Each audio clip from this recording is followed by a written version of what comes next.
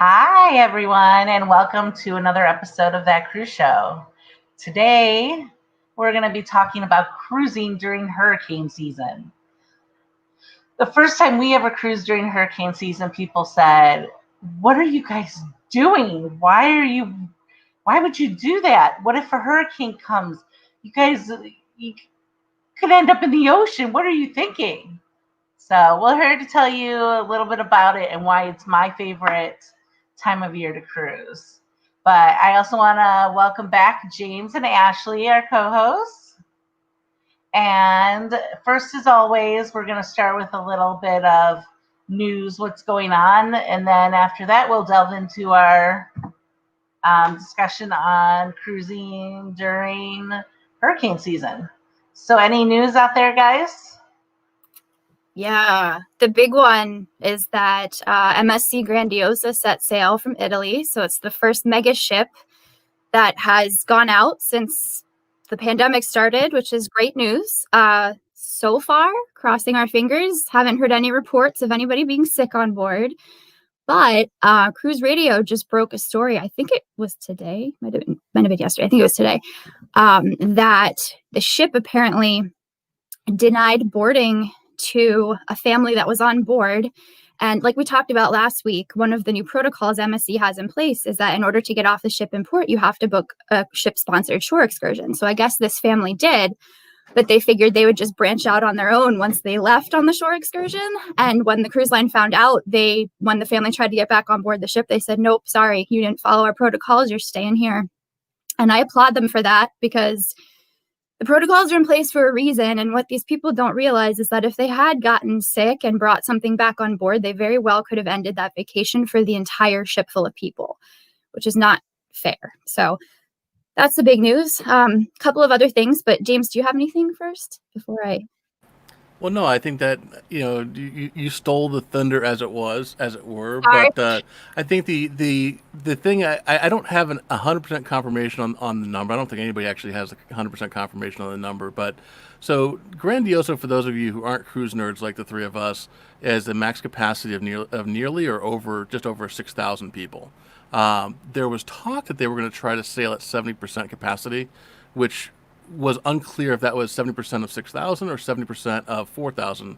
But the number that I heard that is being bantered around, which I think is probably pretty accurate, is that they had 1,500 people on board. So for any of you who were looking at the stuff that we talked about a few weeks ago with small ships of 100 people operating at 60% capacity, this is exponentially larger than that.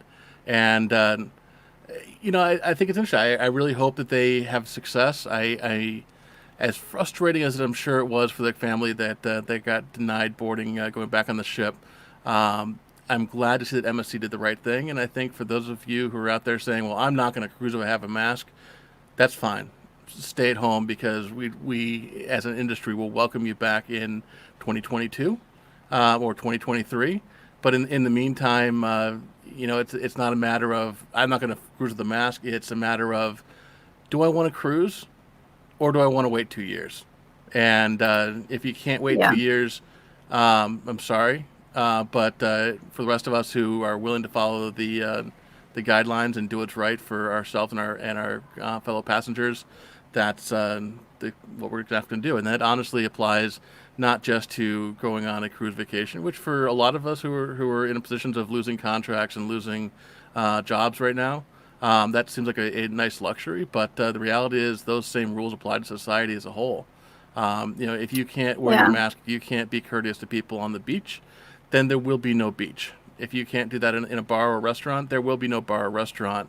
But hopefully people get the message. And I think in California, we are starting to get that message. And the bars that opened up outside 3 weeks ago, where people were measuring 6 feet from the center point to the center point of the tables, have spread out.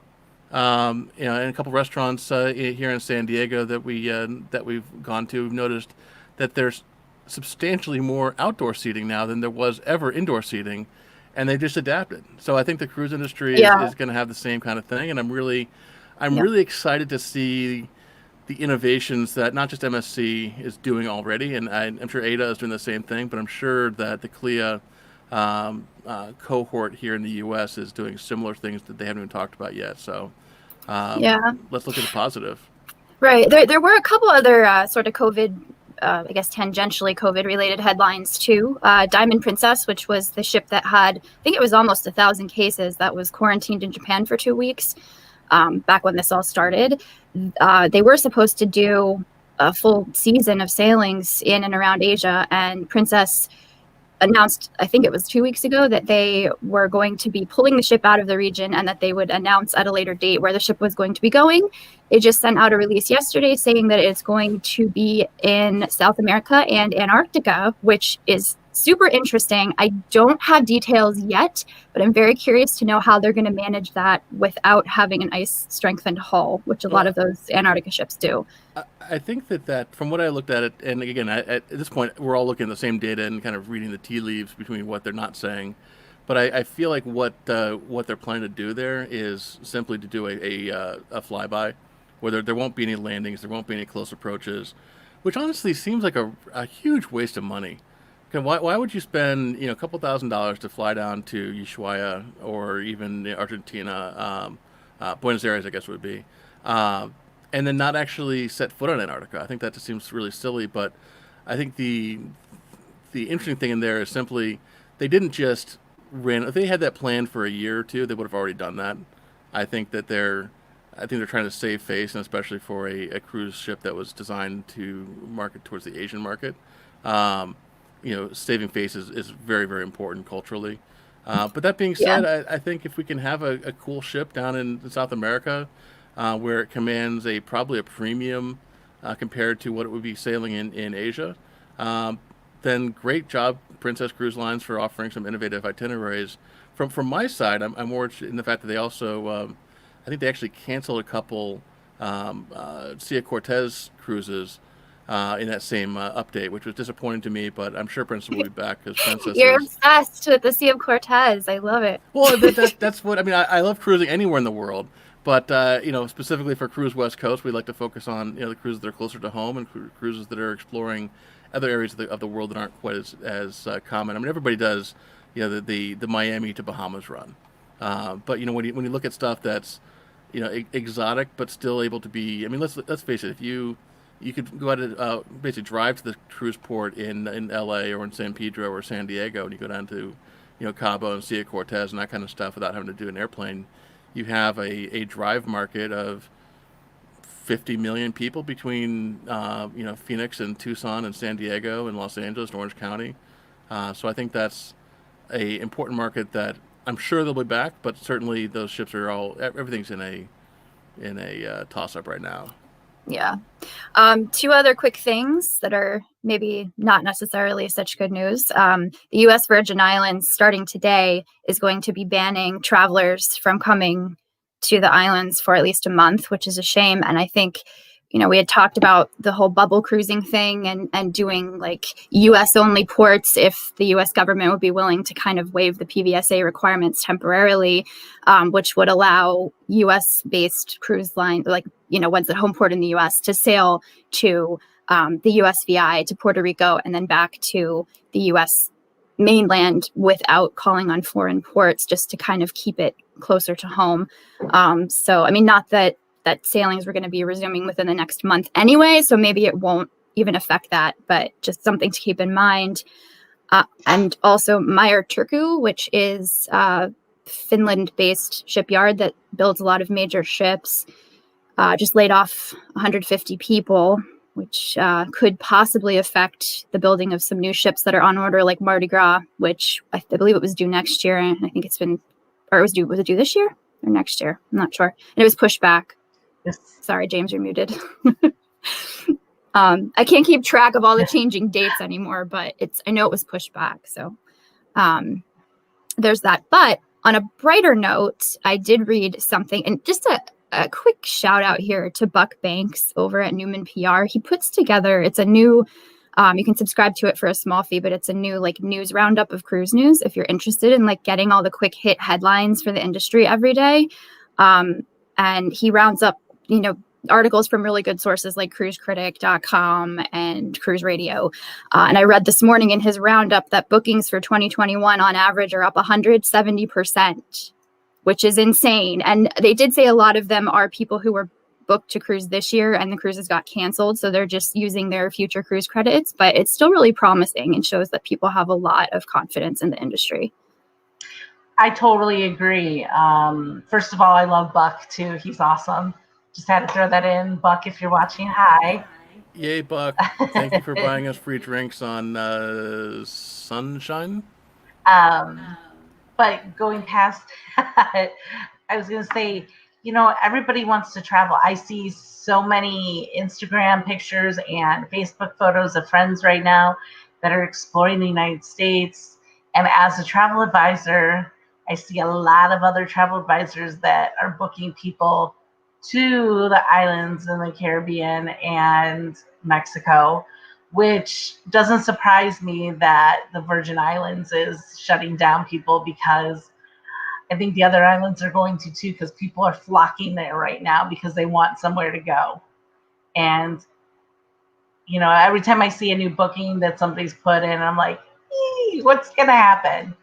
But Ashley, I didn't know if you knew on MSC, are they doing, what kind of COVID test are they doing for people? Are they supposed to have them before, or did they say anything? I'm not sure of the details. I know they're being temperature scanned daily or perhaps twice daily, and every time they come back on the ship, I believe. I don't know about the actual testing.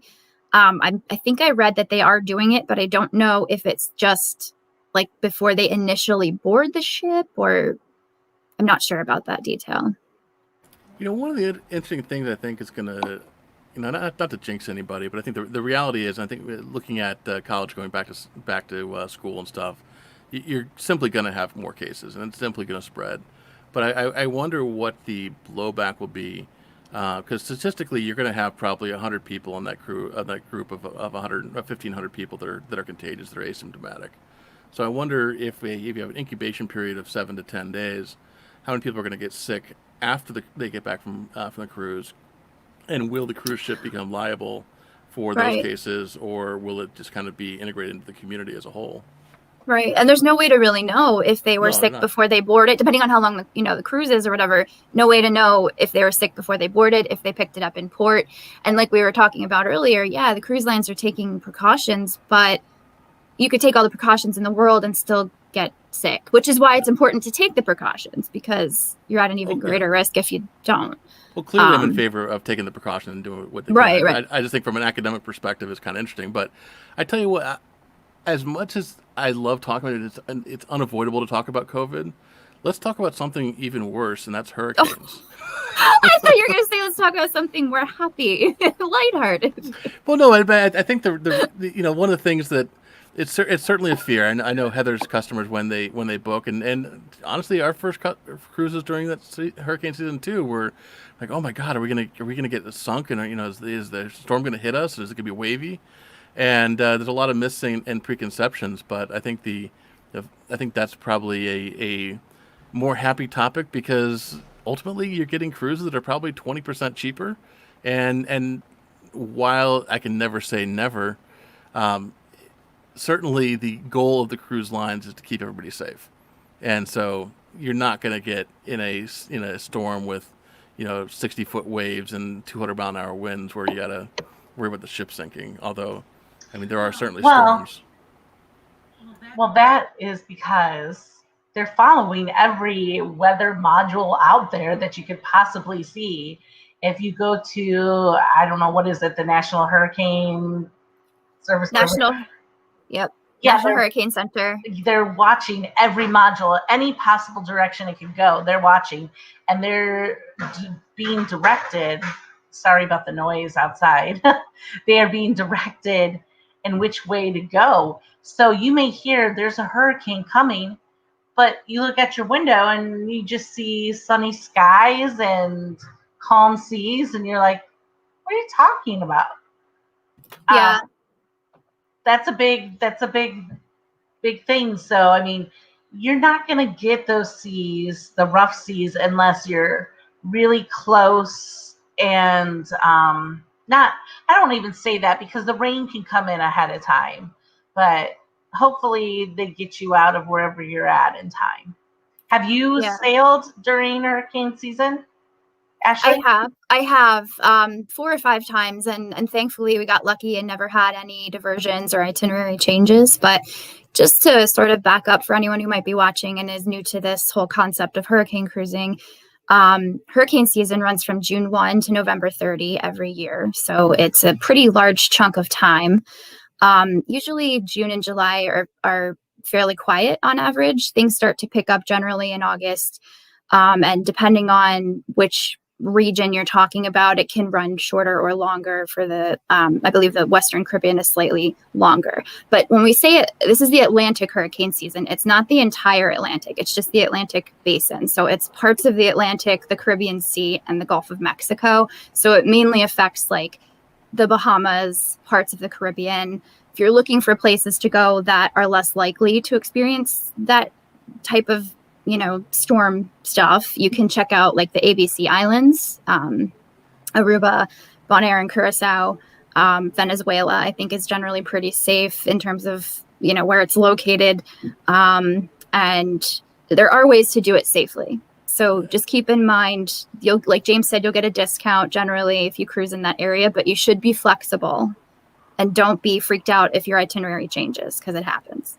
Jeff who's watching us on YouTube, thanks, Jeff, asking if cruising from New England, New Jersey, Baltimore is less affected by hurricanes than going from Florida. Yes.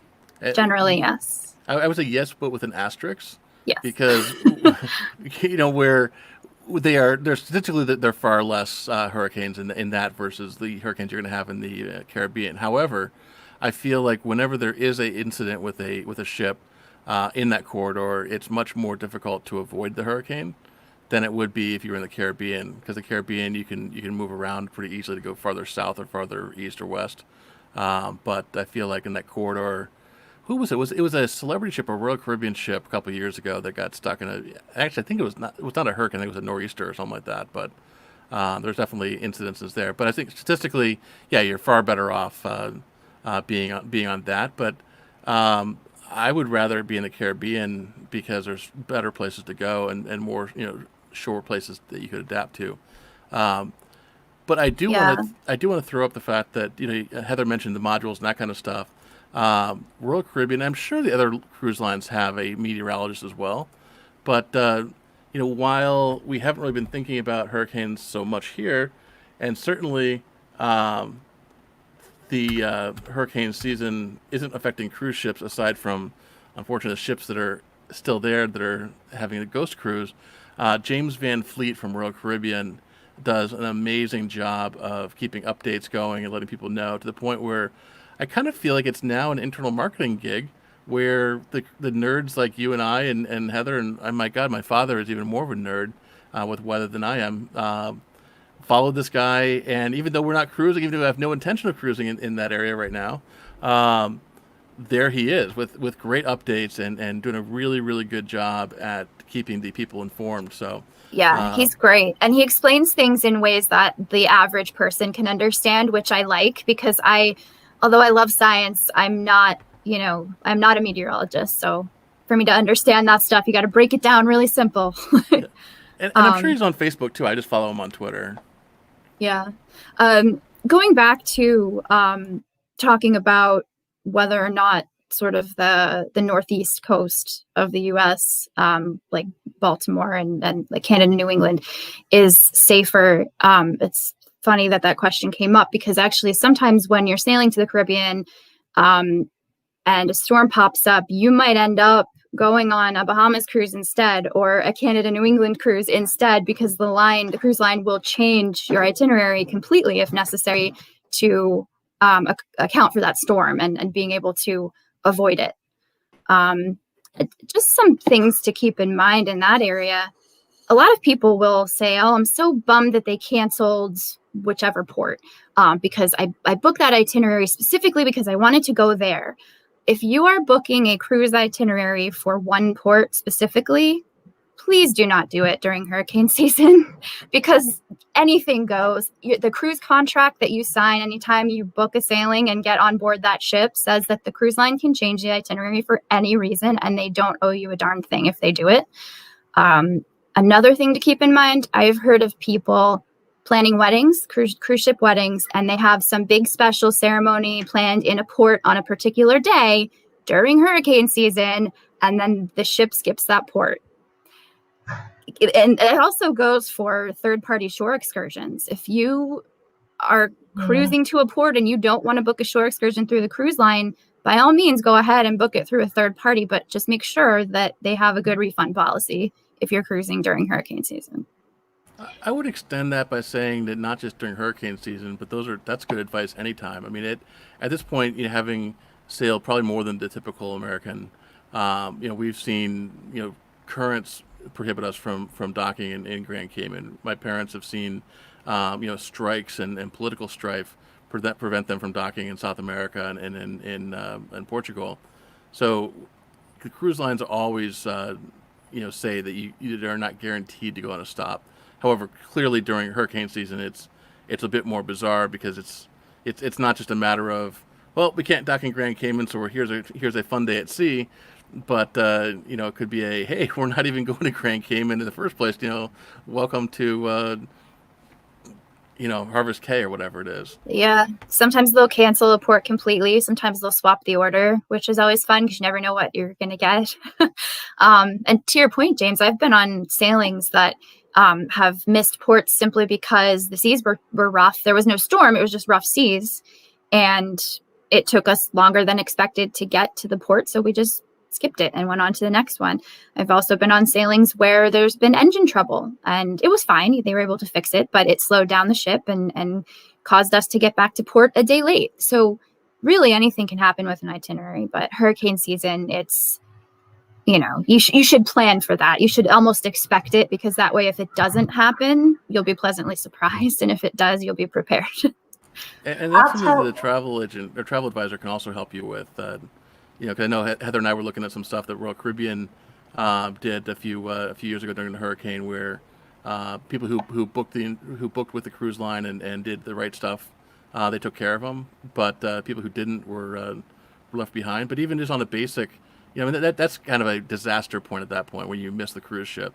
But the travel advisor can tell you, hey, if your itinerary includes Catalina, that's a tender port, and you have a chance of missing it. And those kind of situations. Yeah, it's great to have somebody like Heather who can be your point person. I was going to tell a little bit about our story of going on a cruise where itineraries changed because of hurricanes. It was our second cruise ever, and we were leaving out of San Juan, and we were doing the Eastern Caribbean, which included St. Thomas, St. Kitts, St. Martin, St. Lucia, Barbados. I mean, there was a lot of ports for a 7-day cruise. And we knew they were watching what was going on, and we knew there could be something affected. And yeah, were we a little nervous? Yes, because we had never been on one of those before.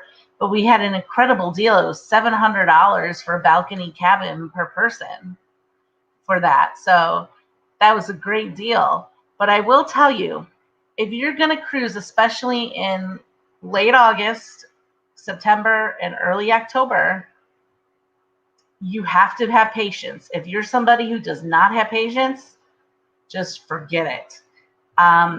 We watched people get very upset when they announced to us that we were not going to be going to St. Martin. People flew off the handle, like, I paid so much for this vacation. And I'm like, come on, you knew that this could happen. And most of the people were really good. And, they have extra activities planned for days like this. And they want you to have the most fun. They don't want you to be upset.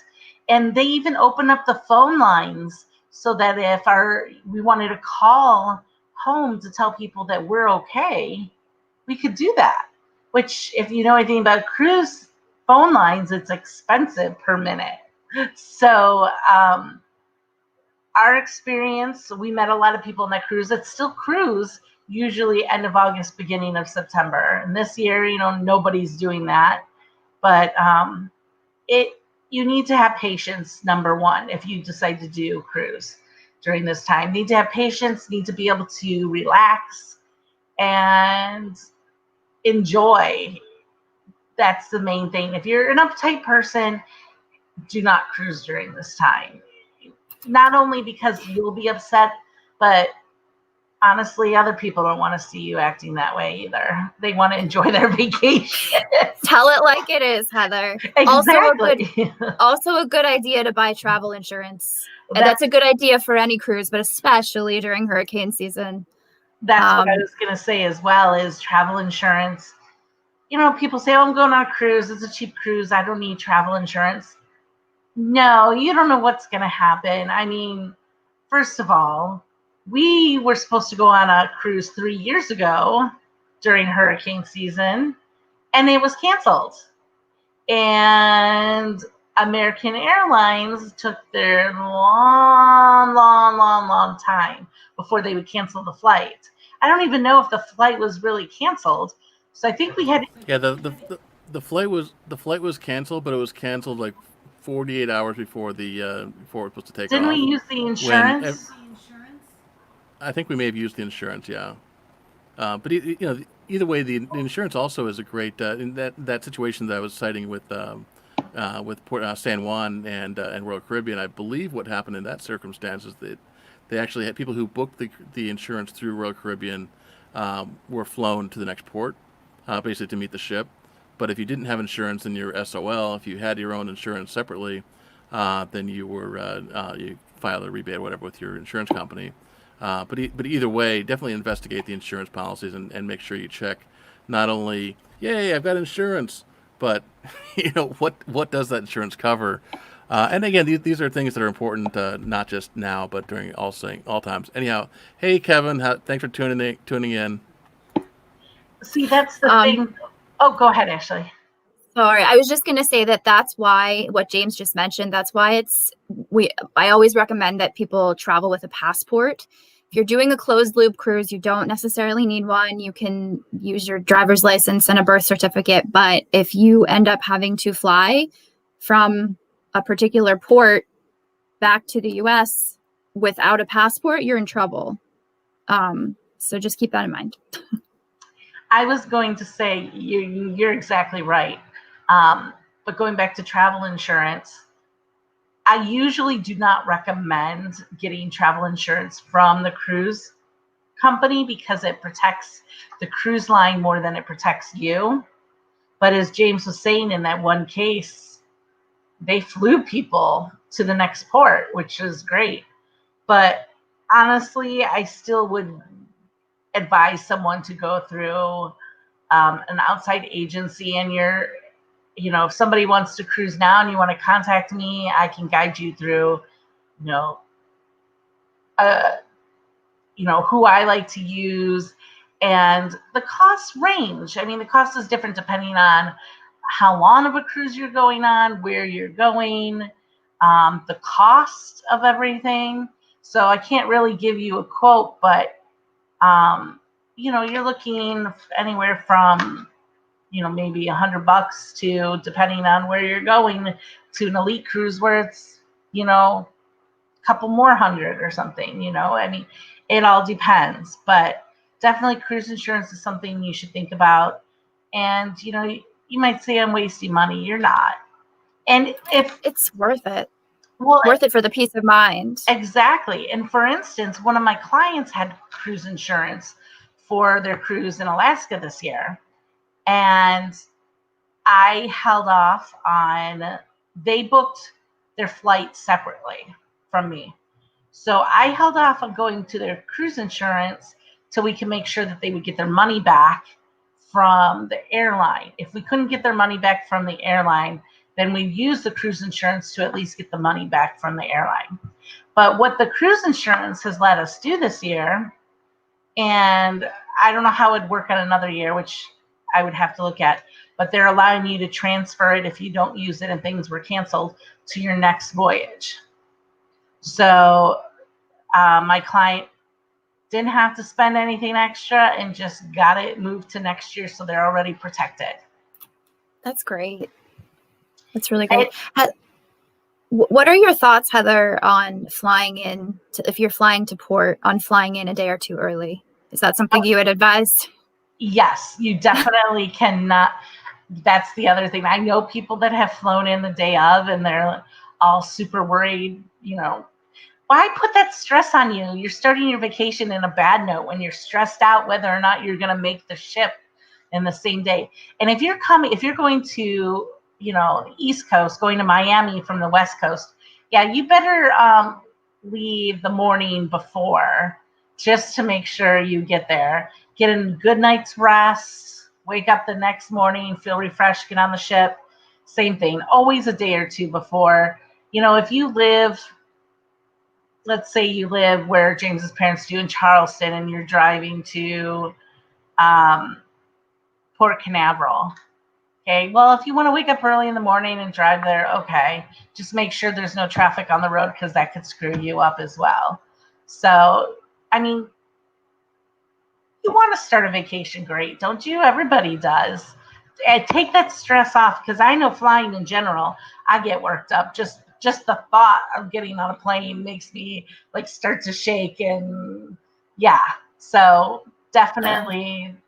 Have you known anybody that's missed their cruise because of that? Not personally, but people just that I've met on board have told me horror stories of previous trips that they've been on where they've missed the ship by a few hours and had to fly to the next port, and it's a big to do if you have to do that. Exactly. Well, in addition to simply the fear of missing your port or not, the reality is most of the cruise ports have some pretty cool stuff to go see in the area too. So, for instance, when we went down to, this was kind of an extra day between the two cruises last November, but we booked a hotel in Miami Beach and enjoyed the beach and enjoyed the view there. But Fort Lauderdale has some great stuff, and same with Orlando / Cape Canaveral, you've got Disneyland and all that kind of stuff there too. But even if it's just for a couple hours, you can go to the spaceport, you can go to the beach, look at it as not just a bulwark against losing your entire cruise, but as a way to see part of the country that you may normally have just passed through if you didn't have to. That's a great point. You're muted, Heather. I was also going to say that when you're on one of these cruises during cruise season or during hurricane season, cruise season, every day is cruise season except for now. If you are scheduled for a certain trip with the cruise line and it doesn't happen, don't freak out and be like, I got to run to the desk and tell them that, to get my money back. You'll get your money back. Relax. And most of the vendors, if you do an outside vendor, always make sure you go through a reputable person, and most of them will give you your money back as well. So there's no need to freak out about that. They all understand. They want you to come back when you can, so they don't want to steal your money from them, because it does hurt. This whole thing does hurt them as well, the ports, but they want you to come back and want you to have a good experience even if you weren't there with them. Absolutely. Yeah. And going back to, I feel like in general, if companies will try to do what is right to make it up to you if the itinerary is drastically changed. And like I was saying earlier, cruise lines are not obligated to give you anything if they change an itinerary, but a lot of them might say, well, but by law, they do have to refund your port fees and stuff if a port is canceled, because you've paid for that, you've paid the taxes on that. And so those will definitely be refunded. Any shore excursions you purchase through the cruise line will be refunded. And occasionally they will say, okay, here's some onboard credit for you to spend, particularly if a port is being replaced with a sea day, because that's just it's a nice gesture on their end, but it's kind of money back in their pocket anyway. they'll often Are you saying they wouldn't be completely altruistic? Well, I think it's a nice compromise. And I wouldn't say to go into a hurricane season sailing expecting to get anything out of it if a port is canceled, but you might be pleasantly surprised, I guess. Now, we've talked about stuff that, preparing for it and you being the focus of attention.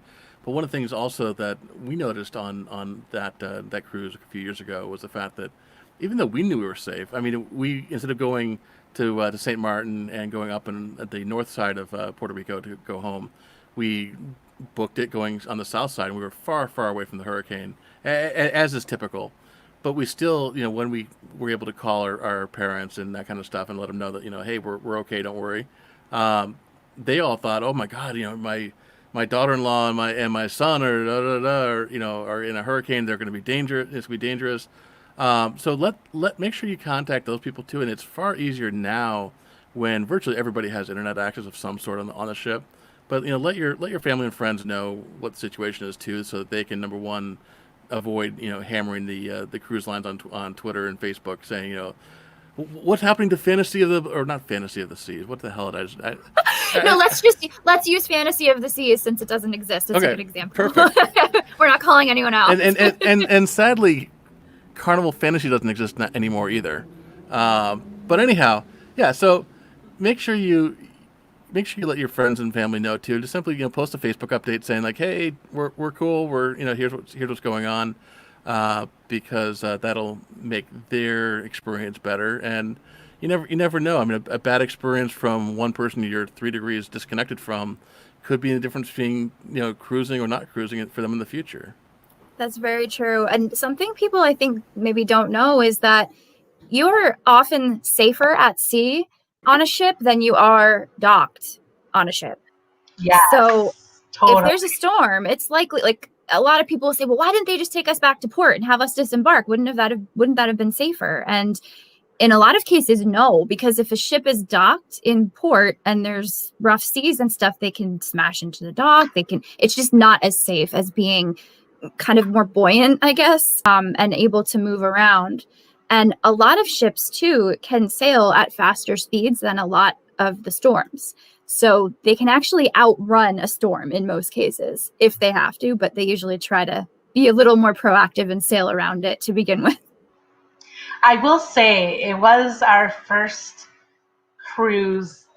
Like I said, it was our second cruise, but our first cruise in hurricane season. And they told us that we may not make it back to Puerto Rico for another day. And I was thinking to myself, yes, another day of vacation. Even though I know that we'd have to mess with the flight later on and everything, I was like, yeah, this will be fun. Because once you're on a cruise, you honestly never want to leave. And to that point, we have friends, like I said, that every year cruise. And I think, was it last year, the year before, they actually were stuck on the cruise ship for like another 5 days. Lucky them. Oh, yeah. I think they got 2 days in Cozumel. And some people be like, oh, Cozumel. Well, if you know how to do Cozumel right, it's heaven. Like, if you know how to do Cozumel right, you won't remember Cozumel. That is true too. So I mean, I don't want to say it's an advantage because some people be like, that's not an advantage. Well, if you want to take the gamble and hey, maybe I'll have a longer vacation, it could happen because they're not going to take you back. Like Ashley said, they don't want to take you back to port and have dangerous situations. So in this case, it was an Eastern Caribbean hurricane. So they took people west. They may have gone to Belize an extra day or Cozumel, whoever can fit them in, because you can't just say we're going here because the cruise ports have to have room for you. But that could be kind of exciting. Like I said, if you aren't up for an adventure, do not cruise this time of year. I'm just saying that to you. You have to be adventuresome to do this. And if you sorry, go ahead. I was like, just to bounce off of Ashley's comment earlier about the cruise ships not running. storms. To put it in specific data, because I'm a nerd, I looked up Freedom of the Seas, which is a Royal Caribbean ship, a great ship, by the way. We had a lot of fun on there. Can cruise at a standard rate of 21.6 knots, which is 24.9 miles per hour, which seems slow, but that's actually really fast for a ship that's that big. A typical hurricane moves at 15 to 20 miles an hour, which is 17 knots. So while that margin of being 5 miles an hour difference might not seem like a huge amount, when you know that the ship is probably going to be 100 miles away, or not the ship, the storm's going to be 100 miles away at the time when you start worrying about it, that 5 mile margin is plenty fast to move out of the way of 99% of the storms. And that's true not just for hurricanes that are easy to track, but also for other storms in general too, and storm fronts and such. That's true. Going back to what Heather was mentioning with, getting some extra time on the cruise, if you end up with extra sea days, I just have to shout out the crew, because they are able to turn on a dime. And think about it. You're a crew member and you're planning for most passengers to be ashore the next day. And then all of a sudden you find out, just kidding, we're skipping the port and everybody's staying on board. And suddenly you have to come up with all kinds of activities for people to do, plan perhaps different meal times. Sometimes on port days, different restaurants are closed. And so they have to plan to be open when everybody's on board. And they do it with such efficiency. It's like clockwork. And they really do go above and beyond to make sure that you're going to have a good time, even if you're a little bummed out about missing your port stop. Exactly. You're 100% correct. I mean, that's why I didn't feel upset about anything. And the people that were upset, they were just being really petty. I mean, it's nature. They can't predict nature. But yeah, you're right. The cruise staff, they go above and beyond and still smile. I don't know if I would be smiling, but they are. Yeah, with some of the passengers they deal with, man, if that were me, I'd be like, dang it. I was really hoping for a slightly easier day. Seriously, cruising is a great experience, but for some people, they should just avoid it. I don't want to say that because I want everybody to cruise. But if you are that, cruising is a different kind of vacation. And you have to really want to relax and enjoy. And, yes, there's going to be on the ship, there's going to be people around you. You can't help with that. You have to be able to just go with the flow. Yeah, and there's so many variables that really so many moving parts and so many logistics that if one little thing changes, it can change a whole lot of other things. You kind of have to be able to roll with it. Exactly. And, as far as if you are a person who's going to get not just like, oh, that's a bummer, it's raining or whatever, there are insurance clauses that will actually compensate you for days of rain. Ultimately you're going to pay for it, and it might be, paying an extra $20 per day to get potentially $50 per day, in refund. But if that's important to you to feel like you won, then that's a great idea. Look for some packages like that, to talk to your travel advisor. There's something out there for everybody. Yes, talk to Heather at flowvoyages.com. Call her directly at 630-779-9301, and she will be able to book your next Caribbean cruise. Sponsored by. Thank you. But anyhow, no, seriously, we would love to have you book through Heather. Heather's awesome. I'm obviously married to her, so I am biased in my endorsement. However, the reality is that most travel advisors that have experience with cruising will know these same things, and we support all travel advisors. You got to pick the one that fits right for you personality-wise. The number one best thing about cruising this time of year is the rates.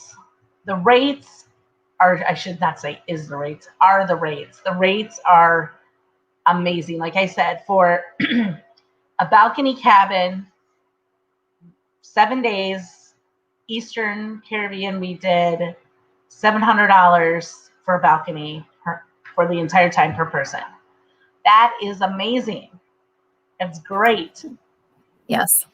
It's you will rarely find a better deal in cruising unless you're talking about like a repositioning cruise where it's just all sea days to get from one point to the next.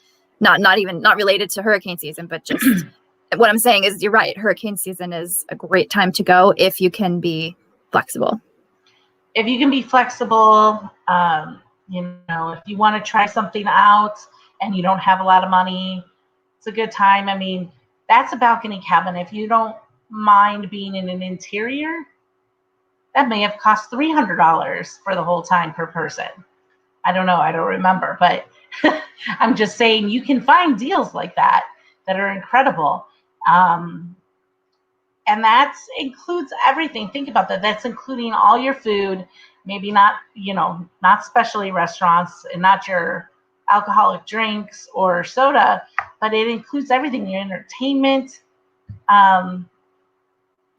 your room. I mean, if you booked a land-based trip to even one of the places on some of these itineraries, you would be looking at more than that just for one night at a hotel or a resort for your accommodation. That doesn't include entertainment or meals.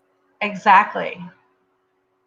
You're exactly right. And people, when they're like, oh, well, this seems expensive. I'm like, well, put together what you would do otherwise for a week. How much is that going to cost you?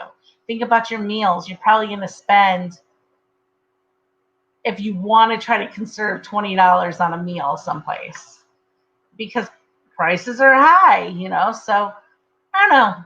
It's fun. James, you have anything you want to add? Well, actually, because I'm Mr. Nerdy, I just decided to look up on Norwegian's site to kind of compare what a September 2021 cruise would look like. Now, granted, these are not the exact same itinerary, so there'll be some price differentiation between this. But here's a September 7-day Great Stirrup Cay and Dominican Republic cruise, starting at $549 for 7 days on Norwegian Sky. Okay. Then you have June sailings. I'm not sure what. Let's break. Okay, this is Breakaway versus. That's not terribly a comp, but just as an example, it's twice the cost to go on this one to go in there, and so you're looking at probably a 50% cost if it was Breakaway versus Breakaway. What date? I'm looking at September 21st. I'm not sure why. June versus September. June is earlier in the hurricane season, so it could be that. That could be why the price is a little higher because you're not as likely to get a hurricane in June as you are in September. That's what I was trying to comp is a non-hurricane season versus a hurricane season without getting into, the May seems like it's going to be expensive because that's when everyone's out of school and you had Labor Day and that kind of stuff. But in general, it's not. We're not talking about $5 or $10 here. That you're going to look at probably 15 to 25% difference, if not significantly more, depending on when you're going. But again, it's about finding what's right for you. If you can't do a fall cruise because the kids are back in school, then having it being a couple $100 cheaper isn't going to do you a damn bit of good. But if you're like Heather and I and the friends that we met years ago, then September cruises are amazing because you have fewer kids and you have a cheaper price. And yeah, Am I bummed that we didn't get to go to St. Martin? Yeah. Am I bummed that the cruise line said, hey, we've got 2.5 hours in St. Martin, go visit our port, shop at Diamonds International, give us some revenue, and then get your ass back on the ship? Yeah, that was kind of a bummer. But at the same time, was I excited and ecstatic for the chance to go see Barbados and what was the one with the Tetons or the Pitons, whatever it was. Anyhow. St. Lucia. The other islands were fantastic, and more important than that, here I was having a great time with my wonderful wife and my awesome friends. So I'm happy being on the cruise ship, just hanging out, drinking some BBCs and some Miami Vices and whatever else might transpire. So that's what's important. Tell us all what a BBC is again, James. Yeah. So some people get the wrong impression when I say BBC, but a BBC. James, can I just tell you the first episode we did, you threw that out and I had to keep a straight face because I was like, Is that a thing? Like, is this a joke? It's like a hazing thing because you guys are inviting me on the show. Like, just gonna leave it. Well, they say dead air is the death of radio. So I can't respond to to that directly. Just However, explain what the drink is. Just a, explain what the drink is. a BBC in cruise parlance is a banana Bailey colada, and I don't know if that's specifically a Carnival drink because I feel like Carnival promotes it. It's more of an iconic thing, but I've seen it. Everybody's I've got seen it it. on other stuff, just not necessarily referred to as a BBC. So maybe that's Carnival's tongue in cheek. Because I love Carnival. Is Carnival a different group of people than Norwegian or Royal Caribbean? Absolutely. At the Yes, same and time, they you own know it. what? It's quite literally the fun ships. But anyhow, it is a delicious drink that is exactly what it sounds like. It's bananas, Bailey, and pina colada mix, and it tastes so good. And so, thank you to all those hardworking bartenders who I miss dearly. Like we've said in the first episode, it is really good, and it's not one of the strongest drinks you could have. Maybe you want to add, a shot of vodka to it if you're looking for that strong drink, but it's a nice, refreshing drink. That we have shirts that say BBC stuff we made up because everyone loved BBCs. I don't even know where it's at. It's upstairs somewhere, but yeah. Now, what was I getting back at? After you took me off, now I'm on drinks. Wait, before we go back there, I have to point out that this episode is talking about hurricane season. So do you guys drink hurricanes? Like, who do you think has the best one? I feel like the best one I ever had was in New Orleans, so that doesn't really count. But I don't think I've ever had a hurricane on a ship. But I will say the Bahama Mamas come close. they're good anywhere. They're good anywhere. On any Exactly. ship. I kind of feel like having a hurricane drink on a cruise ship is sort of like watching, Titanic on a cruise ship, or watching an airplane crash movie on an airplane. It's honestly something I've never even thought of. I'm sure the bars could make them, and I'm sure the bars have them, but I've never even considered ordering one. Just like they should have a drink like Shark Attack. Or what's it? Dark and Stormy? Yeah, That's well, one I hero see thing. Dark and Stormies on there. Yeah. I think it's because Gosling's I don't know if they sponsor cruise lines or give money to them, but it's all about Gosling's rum on the ship. But yeah, wouldn't it be fun to have some more themed ones? You have little gummy sharks in your drinks. Disaster themed drinks. I feel like it's funny, but not sure they'd be big sellers on a ship. I bet if you, I think Norwegian and Royal Caribbean would be too serious, but I bet Carnival would have fun doing that. I bet if you walked into a bar on well, actually, you know what? The bartenders are awesome no matter what cruise line you're on. But I guarantee you that if you walked into a bar and said, "Hey, can I want to do a disaster themed night with my buddies," I'm sure they will not just make you a hurricane, not just make you a dark and stormy, but we'll probably have a blast just making up whatever you have. As long as you're cool, as long as you're tipping, and as long as you're, bringing other people into the bar, I'm sure they will absolutely do that. Because the bartenders all bartenders are showmen, I think, but I feel like the bartenders, especially on cruise ships, once you get to know them and once they get to know you, that you're not just going there to get a random drink and then leaving. They are super cool. Like, I can't remember his name, but people do refer to him as the Black Cowboy, but I don't know if that's racially appropriate. But there's a bartender who's absolutely fantastic. Norwegian. On Norwegian. He's in the Sugarcane Lounge. I'm sure you've seen him. I mean, he's literally a black guy that makes awesome drinks, and he has a cowboy hat that has pins from all over the world. Because I think. Oh yes, I have seen it. I've seen videos of him, and I've seen him on a couple different launch ships with Norwegian. So he must be someone special that is recognized not just by those of us who enjoy a good drink, but recognized by his superiors to get the primo positions, because he's he's awesome. And even when he's not behind the bar, he stopped by a couple times, and that guy has so much mojo. It's amazing. Like the conversation he had with some of the women that were sitting next to us, and even the conversation. I mean, it was me and Rick from Rick on the Rocks, and clearly he was more interested in playing it up with the women than hanging out with two dudes. But the guy was just super cool as a guy, just enjoying his job. So he was not alone. I just looked him up. He calls himself the Chocolate Cowboy. Chocolate Cowboy. Okay, he has a Facebook page. I just found it. Well, now I'm gonna have to go put his Facebook page up. So I just sent it in the chat if you want to put it up. I was also going to say, as we're talking about drinks here, and Ashley mentioned this earlier, sometimes they'll give you onboard credit specifically because they're thinking, hey, let's get them a little bit drunk and they'll keep buying drinks and we'll make them happy.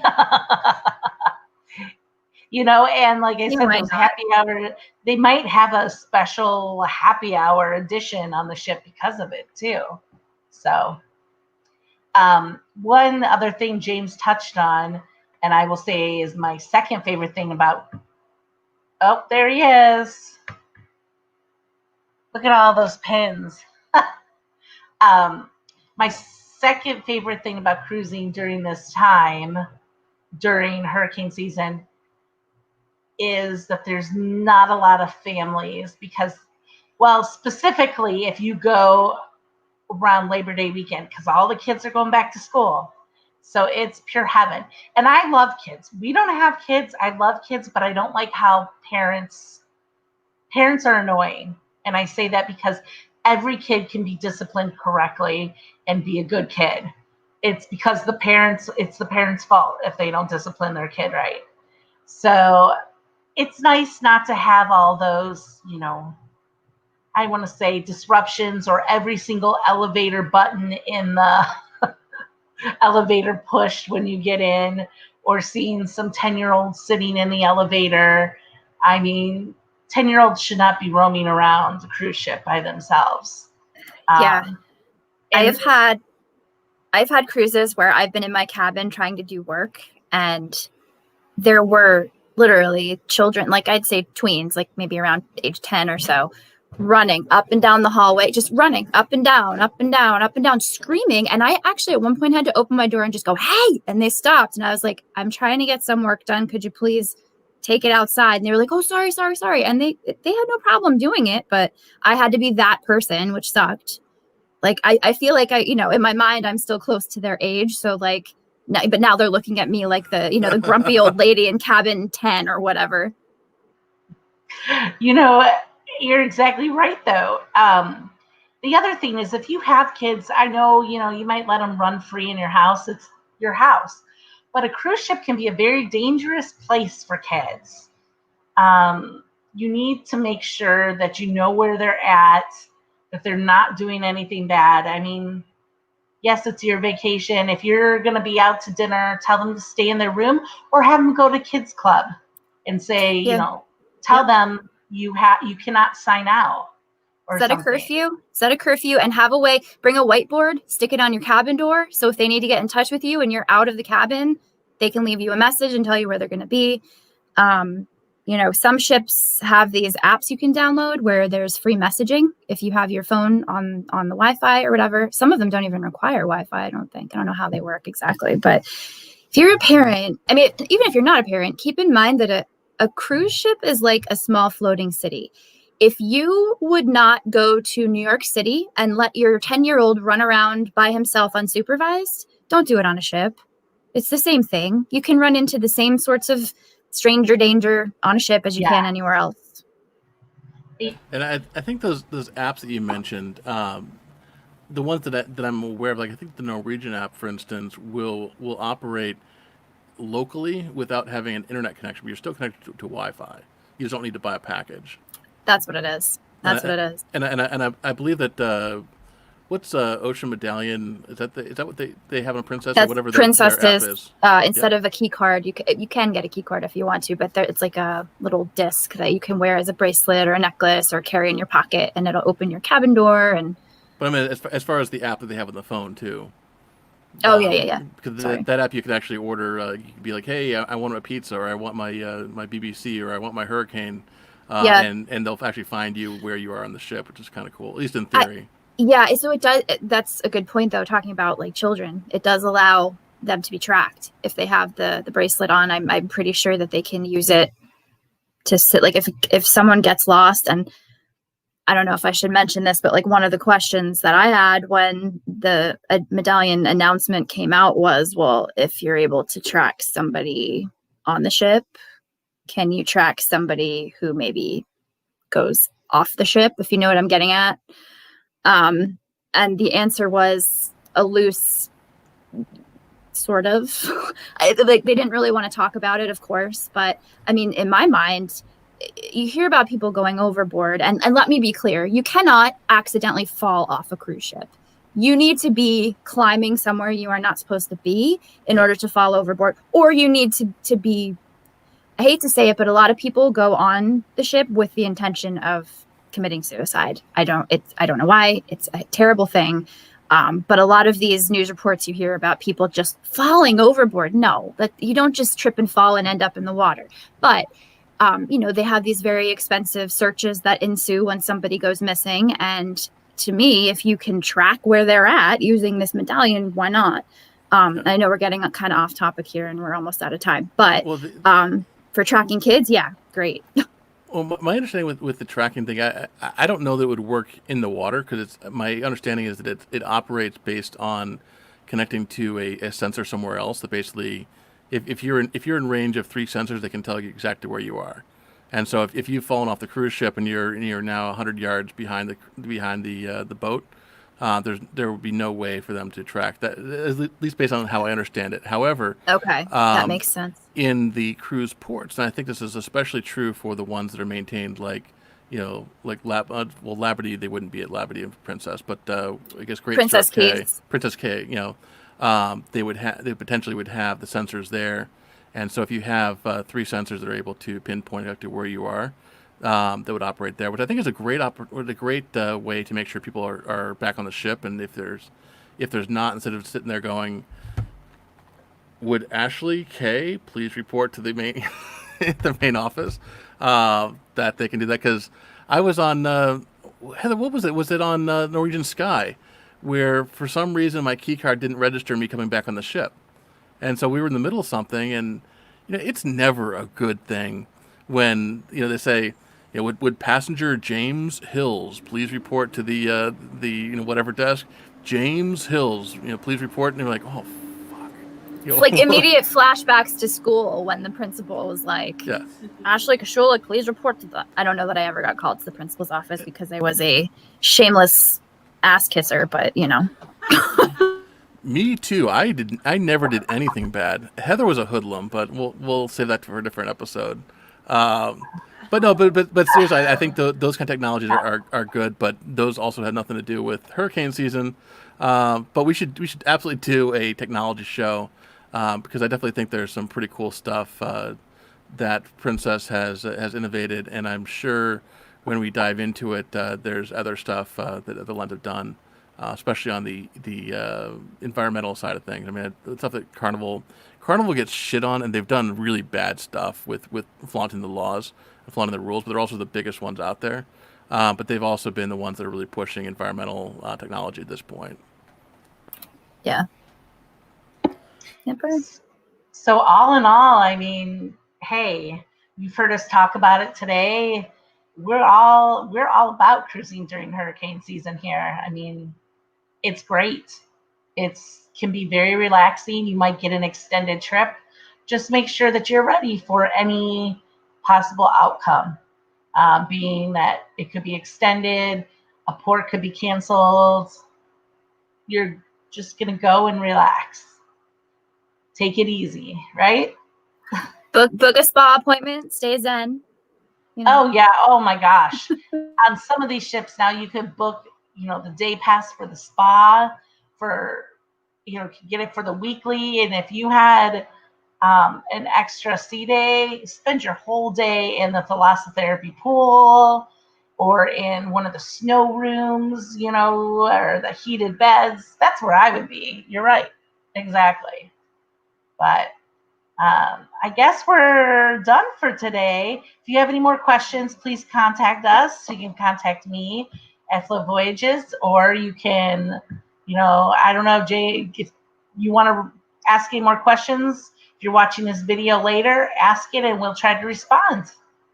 But thanks to Ashley and James, and we'll see you guys next week.